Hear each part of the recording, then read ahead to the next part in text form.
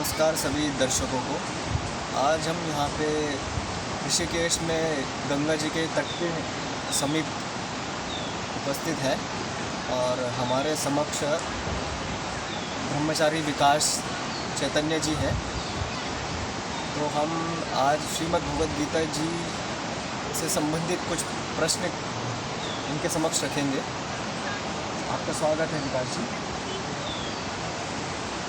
तो विकास जी, हम बताइए कि श्रीमद् भगवद गीता जी क्या है? देखिए, जितने भी शास्त्र हैं हमारे, उनमें प्रमुख रूप से प्रस्थान त्रय का विशेष महत्व है, जिसमें उपनिषद, गीता जी और ब्रह्मसूत्र, इन तीन ग्रंथों को रखा जाता है। तो इन तीनों ग्रंथों में जो ब्रह्मसूत्र है वो तो सिद्धांत से संबंधित है। उपनिषद है वह भी सिद्धांत है।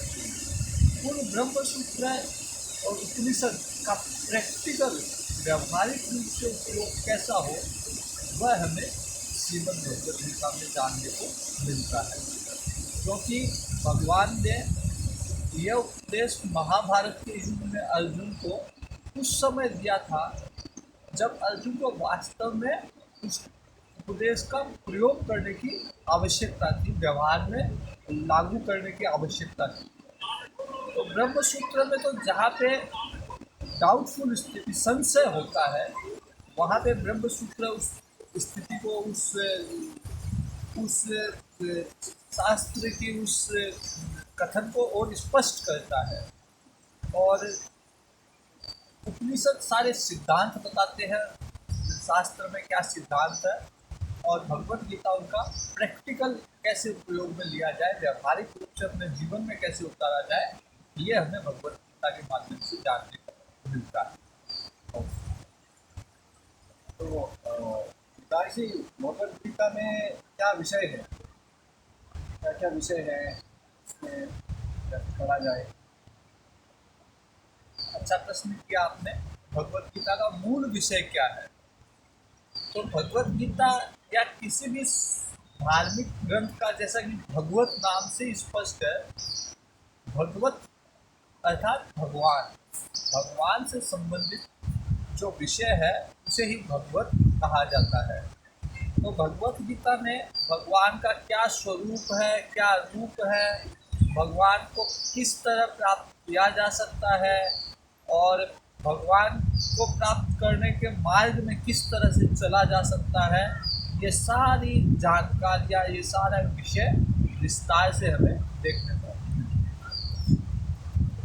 तो आज के समय में भगवद गीता जो ग्रंथ है, आपने इतना सुंदर माध्यम से हमें बताया, तो इसकी क्या आवश्यकता है आज के समय में?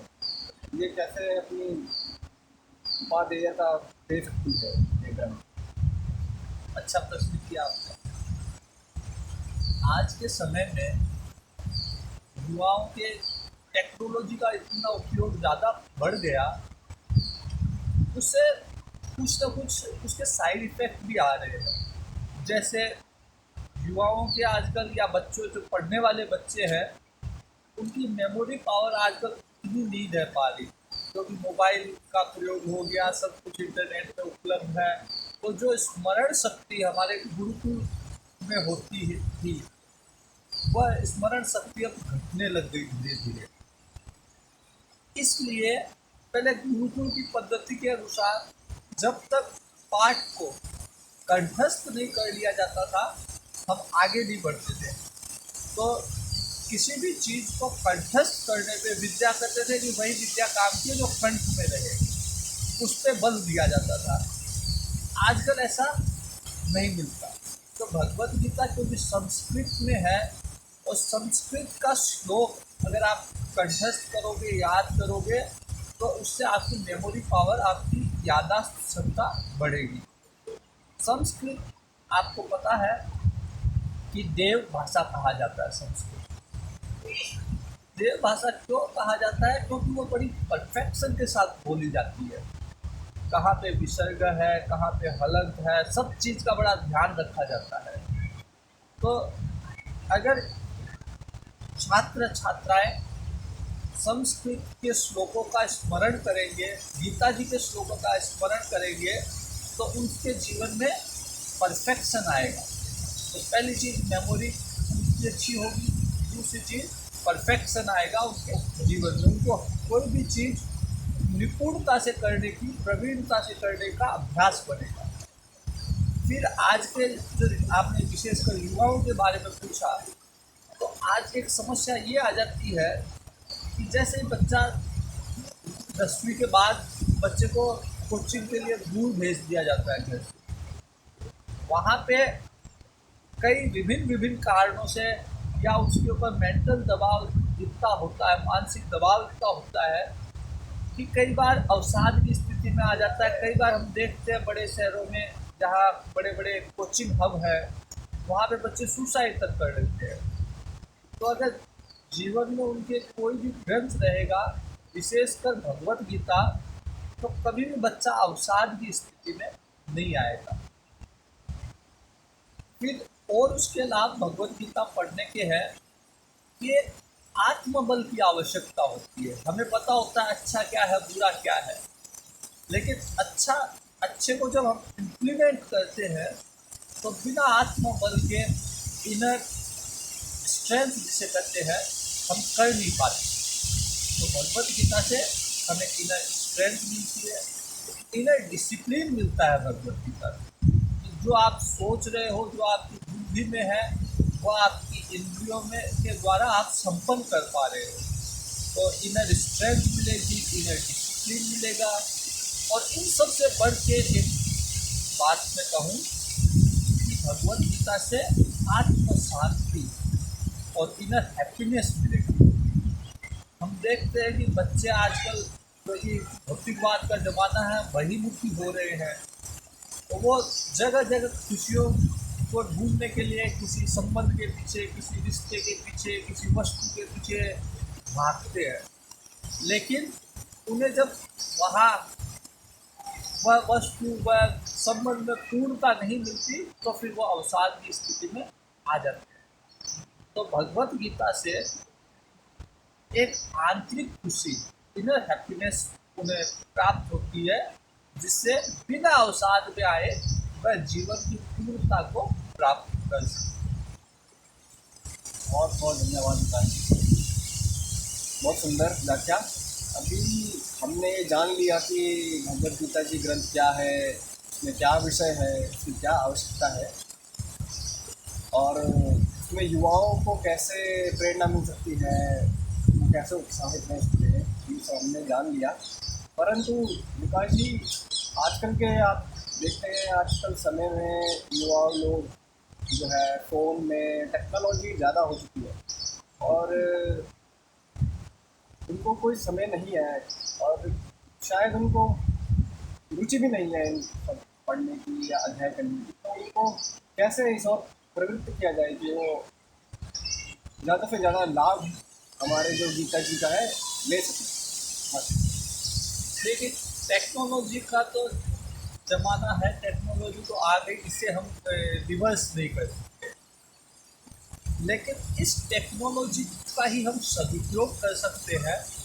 इस टेक्नोलॉजी के माध्यम से हम जो अच्छे हमारे ग्रंथ है, साहित्य है, जैसे मान लीजिए आप किसी दूर दराज इलाके में हैं, तो आपके पास कोई वहाँ पे आपको गीता पढ़ाने वाले नहीं है, तो आज टेक्नोलॉजी के माध्यम से आप दूर दराज के क्षेत्र में भी गीता जी की क्लासेस आप अटेंड कर सकते हैं।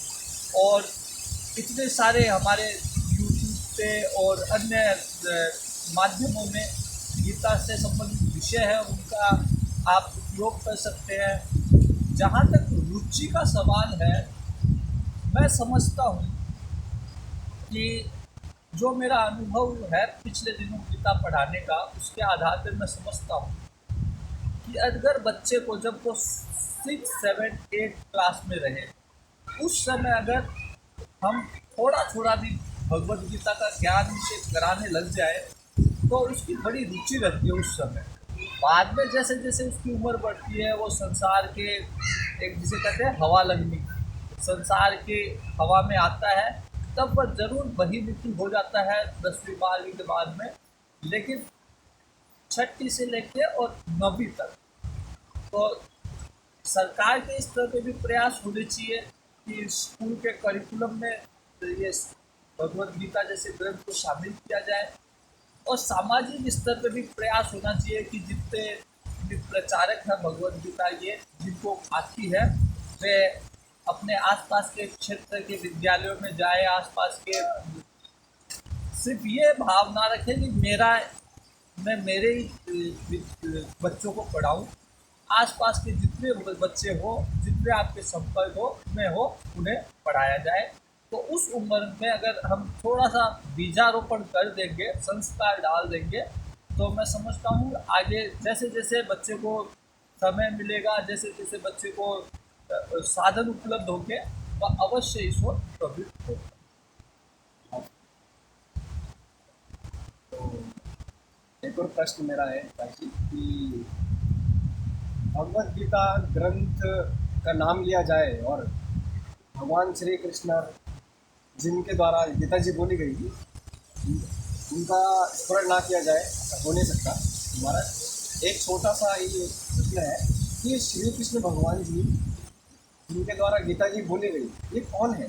मतलब कि सब कहते हैं इनका जन्म हुआ है, ये साधारण मानव है जो अर्जुन के सखा है, और बहुत वर्ग हम मानते हैं, हमारा पूर्ण विश्वास है या ये श्री नारायण जी का अवतार है, भगवान है। इस विषय में थोड़ा हमें थोड़ा स्पष्ट कीजिए। जी देखिए, हमारा ये मानना है कि जो ईश्वर अव्यक्त में है, जो ईश्वर उस अवस्था में है जहाँ कोई उसे देख नहीं सकता, उसका कोई रूप नहीं है, वह किसी के द्वारा गम्य नहीं है। हमारे ग्रंथों में ये बात आती है कि वही ईश्वर जो एक ईश्वर है, जो ब्रह्म है, जो सनातन सत्ता है, वही अवतार लेके समय समय पर अवतरित होती है। तो निश्चित रूप से भगवान, जब हम भगवान कहते हैं तो भगवान श्री कृष्ण जो है उस परब्रह्म के पूर्ण अवतार है। और भगवत गीता में भी भगवान ने अपने स्वरूप को समय समय पर प्रकट किया है। जब अर्जुन भी इस चीज़ को नहीं समझ पा रहा था तो भगवान ने कहा कि अर्जुन, मैंने ये गीता का ज्ञान पहले सूर्य को दिया था, सूर्य से मनु महाराज को दिया था, मनु महाराज ने इक्ष्वाकु को दिया था। इस तरह से परंपरा में ये ज्ञान मैं आज तेरे को दे रहा हूँ। तब अर्जुन ने कहा कि भगवान, आप तो अभी जन्म है आपका, तो और सूर्य का जन्म तो बड़े आदिकाल से है। भगवान ने कहा कि ऐसा कभी कोई समय नहीं था जब मैं नहीं था। सृष्टि के आरंभ से मैं हूँ, सृष्टि है तब भी मैं हूँ, और सृष्टि नहीं रहेगी तब भी मैं रहूँगा। तो निश्चित रूप से जो भगवान श्री कृष्ण है वह वही सनातन परम सत्ता है जिसका कोई नाम नहीं है, जिसका कोई रूप नहीं। लेकिन भगवान कहते हैं यदा यदा ही धर्मस्य ग्लानिर्भवति भारत है, तो जब जब धर्म की हानि होती है मैं अवतार लेके आता हूँ, विभिन्न तरह के अवतार ग्रहण करता हूँ, और फिर मेरे इस वेद मार्ग धर्म की मैं रक्षा करता हूँ। तो निश्चित रूप से भगवान अवतार लेके आए हुए उस परम सत्ता के अवतार के रूप में स्वयं अवतरित।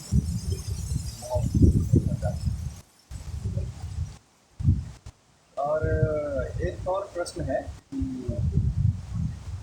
गीता जी के ही श्लोक एक है कि कर्मण्येवाधिकारस्ते मां फलेषु कदाचन मां कर्म फलेहे मोहो माते संगोस्त कर्मणि। इसमें वैसे तो ज़्यादा नहीं, पर मेरे ही कोई परिचित मित्रगण थे जो इस श्लोक को लेके काफ़ी बहस हो गई थी थोड़ा। तो इसके ऊपर आप थोड़ा प्रकाश डालें महाराज जी, क्योंकि ये जो श्लोक है इसमें बोला गया है, भगवान कहते हैं कि आपको फल की चिंता नहीं करनी चाहिए, आप कर्म कीजिए, फल तो मेरे ही हाथ में है, फल देना मेरा काम है। तो मेरे मित्र का जो पक्ष था वो यह कह रहे थे कि नहीं नहीं, हम तो कोई भी कार्य फल देखकर ही करते हैं, इसमें प्रवृत्त हम तभी होते हैं। तो भगवान ऐसे बोल रहे हैं कि नहीं, आप फल की चिंता मत करो, पर हम तो फल देख के ही कार्य करते हैं। तो इसमें थोड़ा सा प्रकाश डाल दीजिए। देखिए, कर्म के विषय में अर्जुन ने बड़ा ही, अर्जुन को भी स्थिति स्पष्ट नहीं थी। अर्जुन भी बार बार भगवान से यही प्रश्न करते हैं कि कर्म में क्यों प्रवृत्त होना चाहिए, क्यों न ज्ञान मार्ग का सहारा लेके भिक्षावृत्ति से संसार का त्याग कर देना चाहिए और भिक्षावृत्ति से जीवन यापन करना चाहिए। बार बार अर्जुन प्रयास करते हैं कि कर्म का मार्ग छोड़ के मैं भिक्षावृत्ति की तरफ या संन्यास मार्ग की तरफ निकल जाऊँ।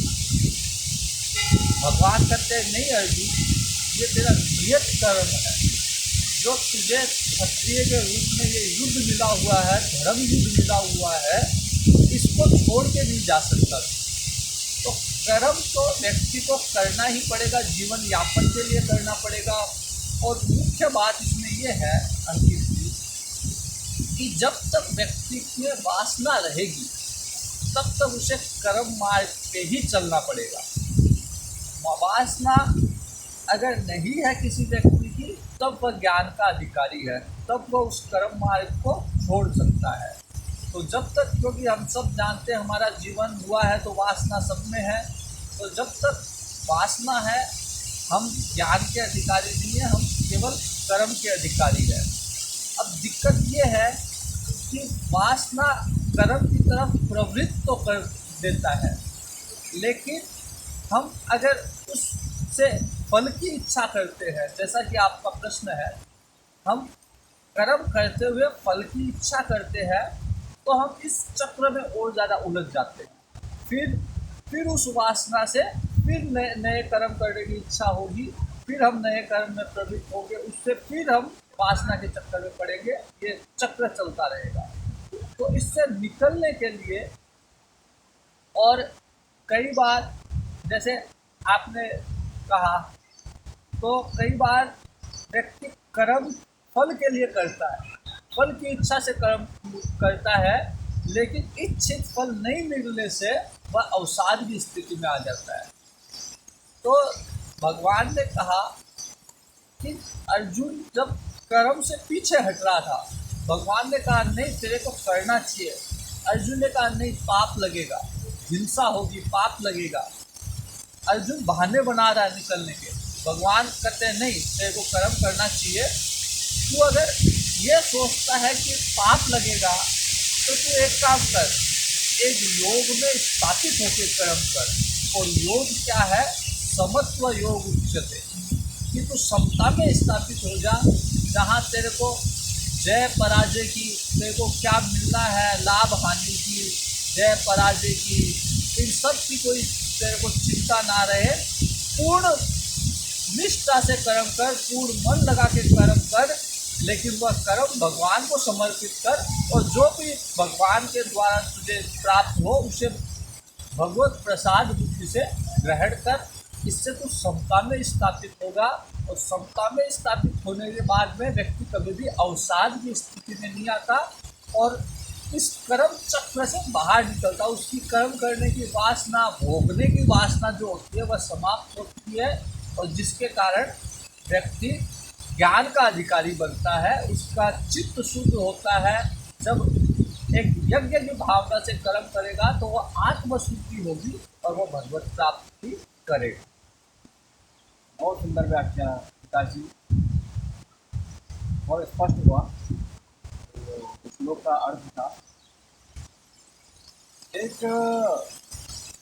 एक और स्थान में भगवान जी बोल रहे हैं कि अनन्य भक्ति की जो चर्चा आती है कि मेरी भक्ति करो, और अनन्य भाव से होके भक्ति की। तो ये अनन्य भाव भक्ति क्या हो? बहुत अच्छा प्रश्न किया आपने। देखिए, गीता जी का एक सिद्धांत है उद्धरेत आत्मनात्मानम नात्मानम अवसादये। भगवान कहते हैं कि आप अपना उद्धार स्वयं करें। मेरी कोई जिम्मेदारी नहीं है। जीव जो है कर्म करने के लिए स्वतंत्र है, तो अपना उद्धार स्वयं करे और अपनी आत्मा का पतन में ना डाले। बाद में अध्याय में भगवान कहते हैं कि जो मेरे अनन्य भक्त है उनके तेसाम अहम समुद्धरता मृत्यु संसार सागरा, कि मैं मेरे अनन्य भक्त को इस मृत्यु रूप के संसार से मैं निकाल लूँगा। तो ये विरोधाभासी हो गया। एक तरफ भगवान कहते हैं कि आप स्वयं अपना उद्धार स्वयं करो, और यहाँ भगवान कहते हैं कि अनन्य भक्त का उद्धार मैं कर दूंगा। अब यहाँ पे अनन्यता का, जैसा कि आपका प्रश्न है, अनन्यता का अर्थ जानना बड़ा महत्वपूर्ण हो गया। क्योंकि अनन्य क्या है, अनन्य कौन है, जब तक हम इसे ना समझेंगे तब तक हम इस कैटेगरी में आते हैं या नहीं आते हैं हमें क्या पता चलेगा, या हम किसी का मार्गदर्शन कैसे कर पाएंगे। तो अनन्यता की परिभाषा यहाँ पे अति आवश्यक है जानना। जहाँ तक भगवत गीता का सवाल है, भगवत गीता में अनन्यता की परिभाषा हमें कहीं देखने को नहीं मिलती। तो इसके लिए अब हमें, जब भगवत गीता में किसी भी ग्रंथ में कोई चीज़ स्पष्ट नहीं होती है, तो उसके लिए अन्य ग्रंथ का सहारा लेना पड़ता है। और सबसे सरल, सबसे उत्तम, सबसे सहज अगर कोई परिभाषा अनन्यता की है तो वो श्री रामचरितमानस। भगवान हनुमान जी को कह रहे हैं, एकदम स्पष्टतया कह रहे हैं, सो अनन्य जाके असी मति में तरई हनुमंत, मैं सेवक सचराचर रूप स्वामी हुआ। कि जो इस सारे संसार को भगवान का ही रूप मान के, उसको अपना स्वामी मान के उसकी सेवा करे, वही भगवान का अनन्य भक्त है। तो संसार की सेवा करना, जितने भी दीन दुखी है, जो इस योग्य है सेवा जिनकी की जाए, उनकी सेवा करना, यही भगवान का अनन्य प्रेम है, भगवान की अनन्य। तो एक और स्थान में भगवान जी कहते हैं कि सर्वधर्मान परित्यज्य, कि सब सारे धर्मों का त्याग करके मेरी शरण में आ जाओ। तो वो क्या है, क्या वो भी अनन्य भक्ति है? क्योंकि अभी आपने जैसे बताया कि अनन्य भक्ति अर्थात सारे संसार में भगवान को ही देखते कर्म किया जाए, सेवा की जाए। परंतु एक जगह भगवान जी बोल रहे हैं कि सब धर्म छोड़ के मेरे को ही पूजो या भक्ति करो। ये सार रूप से गीता जी का अंतिम भगवान ने सार रूप से उपदेश दिया है कि यदि और अन्य जो सिद्धांत बताए हैं गीता जी में वो समझ में ना आए, याद ना रहे, या उनमें प्रवृत्त ना हो पाए व्यक्ति, तो एक सिद्धांत पकड़ ले, शरणागति का गीता, सर्वधर्मान परित्यज्य मामेकम शरणम व्रज। अगर इसे आप दूसरे रूप में इसकी परिभाषा करेंगे तो माम एकम शरणम व्रज। भगवान ये कहना चाहते हैं कि मैं एक ही हूँ, माम एकम, मैं एक ही हूँ और मेरे शरण में आ जा। तो इस रूप से आप इसे अनन्यता से जोड़ भी सकते हैं कि मैं एक ही हूँ, संसार मेरा ही रूप है, मेरा ही शरीर है, ये संसार सब आत्मा मेरी है, तो इनकी, इसलिए तू इनकी सबकी सेवा कर। तो इस तरह से अनन्यता से जुड़ भी सकता है। और बाकी अगर आप साधारण रूप से भी इस श्लोक को लें, सर्वधर्मान परित्यज्य मामेकम शरणम व्रज, तो भगवान की पूर्ण शरणागति करें। और गीता जी में एक बड़ी सुंदर स्थिति है, भगवान कहते हैं कि जो मेरे शरणागत होगा भक्त, उसकी तीनों चीज़ों की रक्षा मैं करूँगा। अब ये तीन चीज़ कहाँ कहाँ है, एक तरह से हम कहें कि ये भगवान ने तीन गारंटियाँ दी है कि जो शरणागत भक्त होगा भगवान तीन तरह से उसकी रक्षा करेंगे। पहली चीज़ कि उसके जितने भी पुराने पाप हैं, भगवान कहते हैं कितने भी पाप किया हुआ हो, पापियों में सबसे बड़ा पापी हो, सब माफ़ कर। तो पहली गारंटी भगवान देते हैं कि जो शरण में आ गया उसके पहले के सारे पाप मैं उससे मुक्त कर। दूसरा, जो मेरे शरणागत होके योग मार्ग में चल रहा है, उसका योग कभी नष्ट नहीं होगा। वह उसे, अगर शरीर भी नष्ट हो गया तब वह उसे योग अगले शरीर में प्राप्त। तीसरा, भगवान कहते हैं कि जो मेरे शरणागत है उनका योगक्षेम मैं वहन करूँगा। उन्हें इस जीवन में क्या मिलना चाहिए, क्या उनसे पास बने रहना चाहिए और क्या उनसे अलग होना चाहिए, वह सारे योगक्षेम की व्यवस्था मैं करूँगा। तो जो भगवान अंतिम उपदेश यही है कि सारे धर्म जो भी है वह त्याग देने का मतलब ये नहीं है सारे धर्म त्याग देना कि आपके जो निहित कर्म है उसे त्याग दो।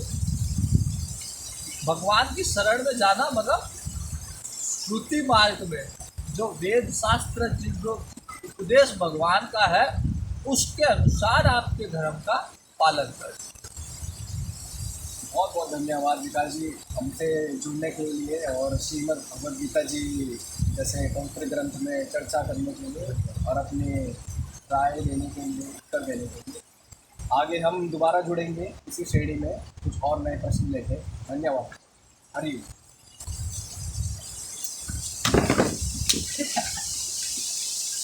कुछ तैयारी नहीं करी यार, अच्छी हो रहा है ये नाटक।